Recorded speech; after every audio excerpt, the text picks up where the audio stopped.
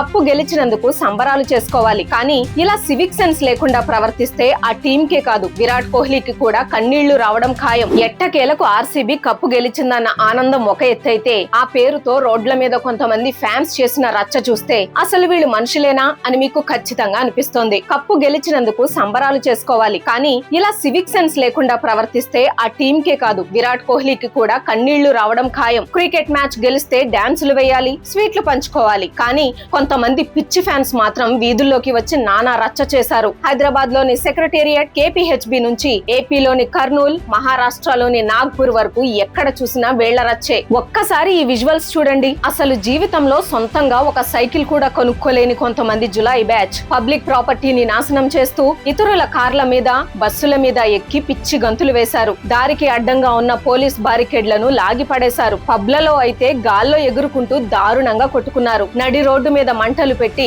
అర్ధరాత్రి traffic black చేశారు. రోడ్లను చెత్త కుండీల్లా మార్చేశారు. ఈ విపరీతమైన పైత్యం కేవలం అబ్బాయిలకే పరిమితం కాలేదు. ఈ వైరస్ అమ్మాయిలకు కూడా సోకి కార్ల సన్ రూఫ్ల మీద నుండి రచ్చ చేశారు. ఇది క్రికెట్ మీద ఉన్న ప్రేమ కాదు, ఇది పక్కా రౌడీజం. దేశ ఆస్తులను ధ్వంసం చేస్తూ వాళ్ళు చేసిన ఈ పనులు చూస్తే ఇలాంటి చెత్త ఫ్యాన్స్ ఉన్నంత కాలం ఆర్సీబీకి ఇంకో కప్పు రాకపోవడమే మంచిది అని సగటు మనిషికి అనిపిస్తోంది. వీళ్ల పైశాచిక ఆనందం భరించలేక ఒక ఆయన అయితే ఏకంగా పోలీస్కే, సార్ ఈ ఆర్సీబీ ఫ్యాన్స్ వీపులు విమానం మోత మోగేలా కుమ్మేయండి అని తన ఫ్రస్ట్రేషన్ చూపించాడు.